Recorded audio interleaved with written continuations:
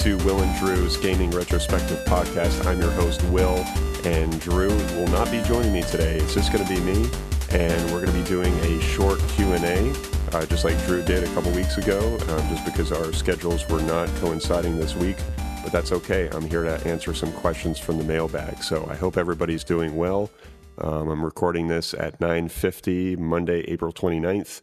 Never really record in the morning, so it's a little bit weird, but let's dive right in. So we have Vortex, our good friend Vic, who asks, how likely are you to buy a new console on release day next year? Will you buy one if it wasn't backwards compatible with your current playable games? I think this is a great question. I think a lot of people are going to be wondering this and getting this question a lot from their friends and family and whoever. And I think that for sure, I'm definitely going to buy, whatever the next console is. Whatever Sony puts out, that's going to be my thing. So I guess the PS5. As far as backwards compatibility, if it doesn't have it, is that going to kind of suck? Yes, because I don't really want to have multiple consoles just for certain games. PS4 is not gigantic by any means, but it's still one more thing that I have to, take ownership of. So I think that if the PS5 was backwards compatible, it would definitely be helpful for me, and I'm sure a lot of other gamers. So let's just hope that that's what they do. I'm sure they will. It seems to be something that a lot of game companies are now putting their attention on because people want that and they've been wanting it for a lot of years. So great question. Drew asks, Will, aside from a game being cool, what draws you to a game and what keeps you playing it? What will immediately turn you off from playing a game? This is a good one too. So I think what draws me to a game without the idea or the notion of it being cool is just the premise and the atmosphere. And I think that in some ways that does relate to the game being cool, but in a lot of ways it doesn't. And what I mean by that is I like cool games for the fact that there are cool elements in the game. So let's say you take Metal Gear Rising. That game is just the definition of cool. I mean, it's stylistic. It has a great atmosphere.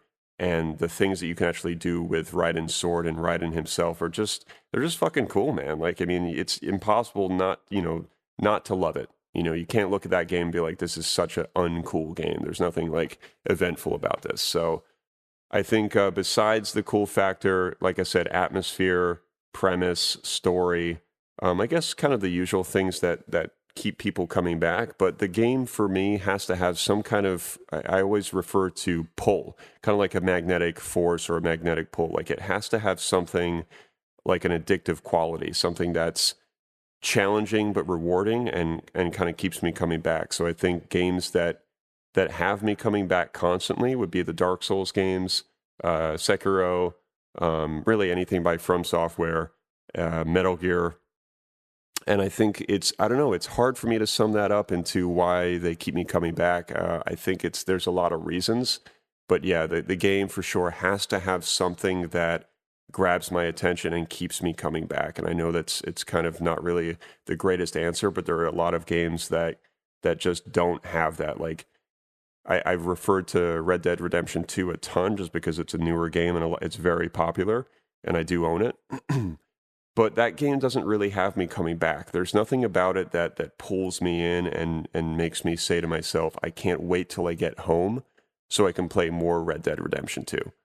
And I've referred to this game, again, so many times before, but for good reason, because cinematically and graphically and gameplay-wise, it's fantastic. But I don't know if there's really like an addictive quality to it. And I don't think games have to be addictive to have you come back. But for me, with the way that my lifestyle is, I need something that just brings me back. And I think Vic can relate to this with multiplayer games. He's a big multiplayer guy.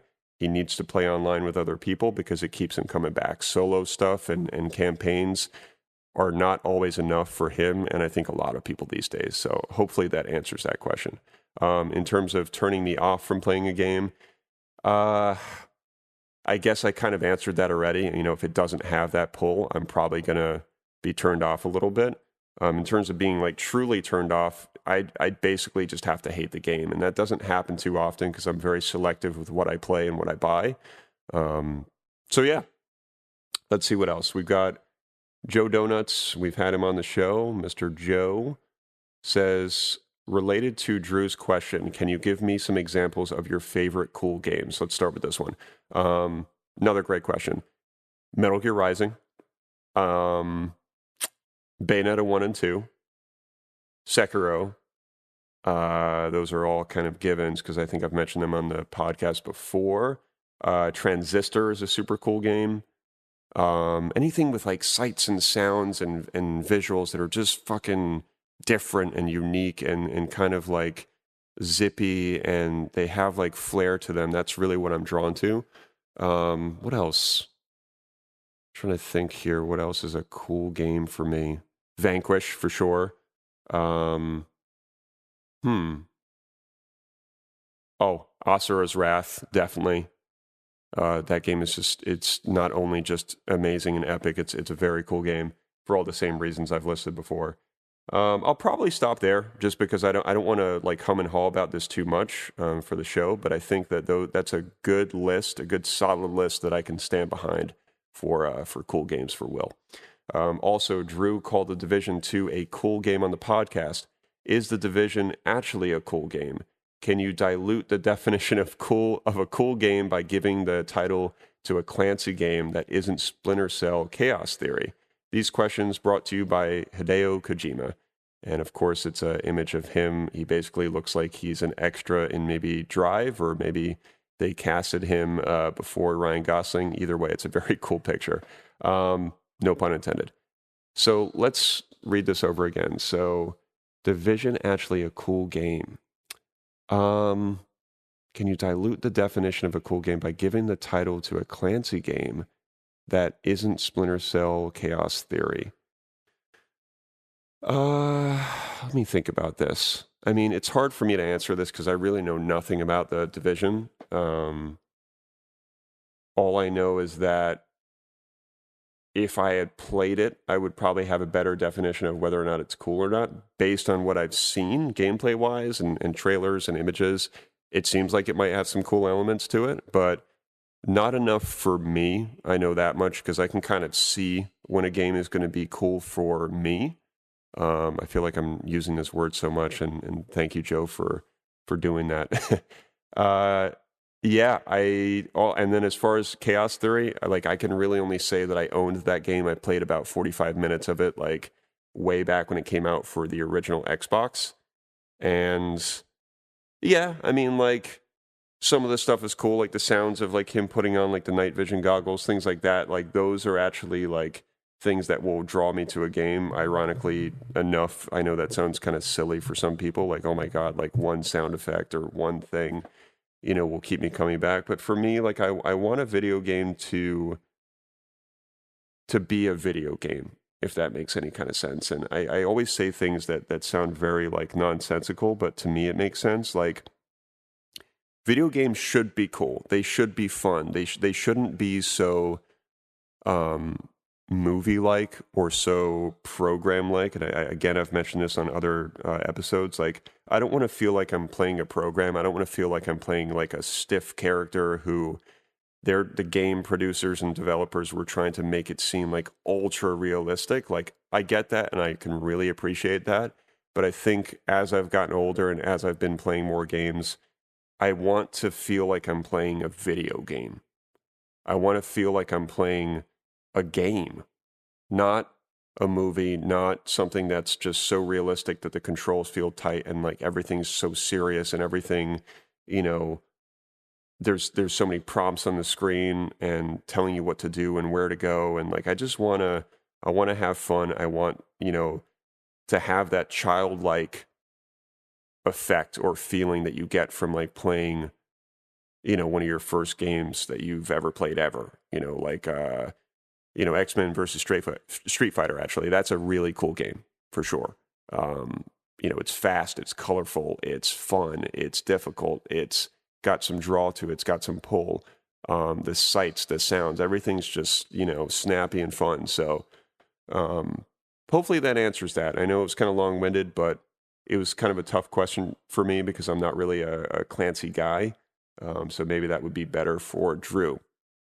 Let's see what else we got. Vic chimed in again, it looks like, and says, what game are you looking forward to? Something more than anything else now than Sekiro is out. You only get one game to choose from. Which one? Absolutely Death Stranding. I still think that most of us are unaware of what this game is about, and that's thanks to Kojima and just everybody else behind the scenes. Like, we keep getting photos of them like hanging out, which is like is so silly, but at the same time it's so cool. Like, to think that Kojima just has this life where he's like secretly developing this game with a team, but yet at the same time he's just like hanging out with like famous actors and stars at like red carpet events, and he's always got like the coolest fucking outfits on. You have no idea like where he shops, so like you can't emulate it. And he's been doing that for years. Like, he's the ultimate badass. Like, he really is a cool guy. Like, maybe we should just call this episode like the cool episode. I don't know. We're gonna come up with something interesting, but either way, that is the game that I'm very, very excited for. There was an article recently on Twitter that I think somebody put out saying that this game has something to do with being in this connected world, like being connected to the internet and not knowing how to disconnect, which sounds like a really interesting theme or element to the game. So I really hope that that is what it's about, because I think it's a huge epidemic in this country to begin with, that we're so connected now to our phones and to the internet that we don't even really know how to communicate anymore. We can barely look people in the eye. And I think that if this game is anything to do with that, then I'm absolutely interested. And I think that because it's Kojima, because it's his own production studio making a game for the first time, and because it's got Norman Reedus in it, like, it just seems like such a comeback kid kind of game, where he got fired from Konami and he's teaming up with Norman Reedus like he was supposed to with Silent Hill and Guillermo del Toro, and he's just making this epic game that everybody that's part of the game and part of the development is saying that it's really unlike anything else. So I think that's enough to be excited for. Thoughts on Days Gone, and by the way, this is Prince Latif. Thoughts on Days Gone or Mortal Kombat 11, assuming either of you played them. Days Gone looks kind of interesting. It's not really my kind of game. I don't do like sort of open world, like survival games like that, and that seems to be like what that's about. But it looks cool. Mortal Kombat 11, again, also kind of a cool game, even though I've never played it. I've been watching a lot of videos of gameplay, and it does look super gory, which is classic for Ed Boon and the Mortal Kombat team, so that's the way it should be. It looks good. I mean, it looks really, really realistic. Like, I haven't seen a fighting game look that good, I don't think, ever. So it might, sort of stand the test of time to be one of the greatest looking fighting games, which I think is a bold statement, but graphically, I mean, it just looks incredibly real. So I think I'm excited for it, just to kind of see it at EVO and fighting game tournaments and championships and all that good stuff. Like, I love to watch fighting games online. People playing at tournaments is such an epic and fun, entertaining thing for me to watch versus sports. So, I mean, it's esports, I guess, technically. Let's see. We have Raffy Fatfinger says, we've played a ton of Battlefield games. I was excited to answer this one. We've played a ton of Battlefield games, starting with Bad Company 2. My questions are, which of the series was your favorite? What are some of your most memorable moments from them? Let's start with this part, because this is kind of a two-part question. So I'm pretty sure I've spoken about Bad Company 2 before in the show. If I haven't, I'm not going to go into a huge, long-winded discussion about it, because I can, and I will, and I don't want to, because it'll be a 3-hour show. And Joe and Raph will understand, as well as Tom. We've played this game, and we played it when it came out for a long, long time. We pretty much exhausted the servers. We exhausted the game on multiplayer. It's got to be like my favorite FPS shooter of all time. It's just so fucking good for every reason possible. Like, you can blow things up. The sound is amazing. The visuals are amazing. Like, the animations, everything about this game to me was perfect. I mean, there was flaws just like anything else. Like there were certain guns that were kind of, overpowered and things that were underpowered, and just like a lot of cheap things would happen sometimes, and people, would figure out ways to kind of abuse certain situations and certain weapons and items. But that goes without saying. It happens with everything. But besides that, it was just such a realistic shooter. Like you had bullet drop with sniper rifles. Like you really had to develop a skill of your own. You had to hone your skills to survive, I think, in multiplayer. It was not like a Call of Duty, which is, I think, pretty well known to be a little bit more of a pick up and play kind of game. Of course, yeah, you're going to get good, and like you're going to be kind of weak, potentially in the beginning if you're not really initiated with FPS games. But with Bad Company 2, like you really had to, work on your craft. You had to play a lot. You had to really understand, like, okay, like this is a realistic shooter. Like these guns have recoil. They all have different recoil. You have to, take cover a lot. You have to be careful of hiding in a building. You can't just hide in a corner of a building and then not be expected to, or not have the expectation that somebody's going to shoot a grenade at the building, like knowing where you are because the sound is so good that they're going to blow a hole in that corner and just like literally kill you or damage you enough where they can just pop you off at the end after the explosion and just destroy you. So it's, gosh, I want to be like a kid and talk about this game, but again, I just don't want to rant for too long. Amazing game. My questions are, which of the series was your favorite? Definitely Bad Company 2, followed by Battlefield 3, and then I guess Battlefield 4 or 1. It's kind of hard because 4 had a lot of issues. 1 was certainly better in a lot of ways. It was more refined. So, but yeah, definitely 2 for sure, Bad Company 2, and then BF3, because that was kind of the order that I played them and most of us did. So those are probably my favorites. What are some of your most memorable moments from them? That's a great question, but like it's so hard to think of like a handful of moments. I mean, I could, but there's been countless moments, I think, in both those games, Battlefield 3 and Bad Company 2, where all of us can think of just amazing victories, amazing losses, long games too. Like if you're playing Conquest and you have a full packed team and like somebody's got like unlimited tickets or like 500 tickets or whatever, and I'll kind of explain that later if I can remember. But we had 2-hour games, we had 3-hour games, we had 20-minute games. So a lot of it depended on the room that you were in, the server, the game type, who you were playing with, like how well your team was performing, all of that stuff like really factored into the length and the amount of moments I can think of. I mean, we had incredible victories after 3 hours of play that I'll never forget. We've had extremely funny moments of like, maybe somebody getting blown up by a tank or a landmine as they're running over it. Incredible shots across the map, like you name it. The kind of stuff that you hear about in really any shooter definitely happened in Bad Company 2 and Battlefield 3, but on a different scale.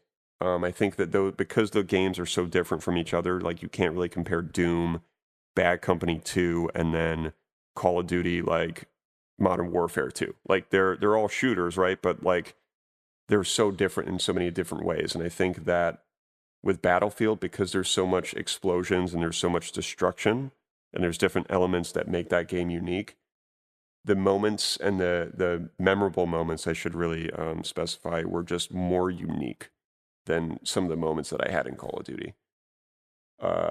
What do you think will win the next console generation and why? Sony has the exclusives, but Xbox has beaten them once in the past with a superior platform. Will PS5 rule with their library, or will Microsoft regain their crown using some combination of providing more value, crossplay, and better services? Deep question. I think that PS5 is probably going to do really, really well. I mean, that's not just because I'm kind of a Sony fanboy, but I just think that they have been bringing a lot to the table for hardware and just kind of ideas and innovation. But Xbox and Microsoft has also really been bringing a lot to the table as well, like with backwards compatibility, digital formats, Game Pass. Like they're coming up with a lot of creative ideas. So, I mean, for me, I'm kind of hoping that the PS5 will end up ruling with library and exclusives to start. It's nothing against Microsoft. I just prefer Sony. And I think their hardware is generally better for Sony. A combination of providing more value, crossplay, and better services. As far as crossplay and services, like I'm not a huge person on like that kind of stuff. Like crossplay is cool. I've never really like dabbled with it. I think that if PS4 can crossplay with PS5, I don't know if that's really what you're asking, but if there's some kind of element like that, that would be pretty cool.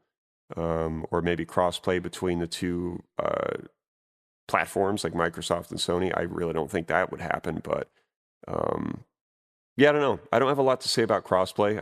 I'm not that educated on it. From what I understand, it's basically where you can take, say, like a PS Vita and play with somebody on PS3, like maybe Dragon's Crown or something like that. I'm pretty sure there are certain games that are crossplay compatible with Sony, and I think that's one of them. But yeah, I just don't know a lot about it to speak on it, so we're probably just going to leave it at that. Services, I mean, that can obviously include many different things, online, Game Pass, like things like that. Whether it's going to be charged, whether it's going to be free, how much is the charge going to be a year? Are they still going to charge in that format? There's a lot of questions, a lot of things to wonder about, but as long as it's a solid system, both from both parties, and a solid lineup for launch titles, then I think that that's what's going to make people make the decision, just like every year, really. But at the same time, there's been many times where launch titles are like absolute crap, or there's like one or two that are like, I'll pick it up because that's all there is. But I think sometimes people will make a decision on a console even with like shitty titles to come out with. They might pick up like, Assassin's Creed Black Flag, which I'm pretty sure was one of the launch titles for PS4. And some people just bought it because they're like, fuck it, whatever. I just need something to play, but like Sony's my system or PS4 is my system. I don't really care like what's out. I just want this. So I think as far as launch titles, it definitely makes a difference, but not in a huge way. There are definitely a lot of people that will just make their decision no matter what, because it's what they like. And I'm kind of one of those people. Sony has the exclusives, but Xbox has beaten them once in the past with a superior platform. Yeah, I suppose they have. I mean, I'm not sure if you're referencing like Xbox One and PS4. Like maybe they beat them with a better platform at first. I'm not really sure on the specifics there of the question. But overall, man, I think the PS5, like I said before, is probably going to end up beating it. But it's just too early to tell, I think, because there isn't enough information to go off of. And I haven't really done much research on consoles. Because as far as I know, there is very little information out for what's going to be the future of both consoles, for what's next for each company. So we'll see. But yeah, I'm rooting for PS5. It's just what I like, and I really hope they can, release some solid titles, on launch, as well as just in the future, man. I'm really excited to see what's going to happen with gaming. Are we going to move into VR? Are we going to move into more online play? Is it going to be more digital? Is it going to be more physical? I doubt it. Where are we headed? I think that's the closing piece on today's episode. Where are we headed for gaming? And I think that that's something that we should all kind of dwell on and sit with, because I don't really know. I don't know where we're headed. I think with the world that we live in, everything is very digital. Everything is very connected. So I don't know, are we going to have digital systems? Are we going to have everything that's like streaming? Is it all going to be like online all the time? Are we going to be able to play like a next gen console offline, single player, physical disc, alone for like an afternoon without any kind of fucking advertisement or connection? I don't know, but I am a little scared that could be the future. And why is it scary? Well, you can go on Instagram, or you can go on Google and research something, or type in a product. You'll go on Instagram the same day, maybe in the next 5 minutes, and it will have a sponsored link of something that you Googled. I swear to God, like, it's not just my imagination. This stuff happens to my phone all the time. And some of you listening might be thinking like, well, duh, like they're tracking everything. Of course they are. But I think it's becoming more prevalent now with just the online community in general. And there's a strong connection with technology. So I think with that being said, that's perhaps where we're headed with the new consoles. They're probably going to have things built in that may advertise or may track what you're playing, and the way trophies work might be a little bit more connected in some ways, in some way, shape, or form. I don't know, but let's sit with it. Let's figure out, where is gaming headed, and maybe that's where we're going to talk, or what we're going to talk about when Drew and I get back together, hopefully sometime this week. So hopefully I answered all of your questions as best as possible with some more chatter to, kind of back it up. And we will see you guys next time. Have a great week.